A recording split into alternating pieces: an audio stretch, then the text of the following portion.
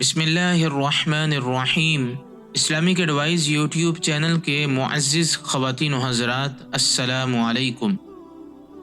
آج کی اس ویڈیو میں نبی کریم صلی اللہ علیہ وسلم کی ایک حدیث بیان کی جائے گی جو کہ سنن ابن ماجہ کے اندر موجود ہے۔ رسول اللہ صلی اللہ علیہ وسلم نے فرمایا، یقیناً میں اپنی امت کے ان لوگوں کو خوب جانتا ہوں جو روز قیامت اللہ کے دربار میں پیش ہوں گے اور ان کی نیکیاں تہامہ کے پہاڑوں کی طرح صاف شفاف ہوں گی، لیکن اللہ تعالیٰ ان سب کو غبار کی طرح اڑا دے گا۔ تو حضرت ثوبان نے پوچھا، اے اللہ کے رسول، ہمیں وضاحت سے بتائیں کہ وہ کون ہے، کہیں وہ ہم ہی نہ ہو اور ہمیں پتہ ہی نہ ہو۔ آپ نے فرمایا، وہ تمہارے ہی بھائی ہوں گے اور تمہاری طرح گوشت پوست کے بنے ہوں گے، جیسے تم رات کو عبادت کرتے ہو وہ بھی کریں گے، لیکن وہ جب تنہائی میں ہوں گے تو اللہ کے حرام کردہ کاموں کا ارتکاب کریں گے۔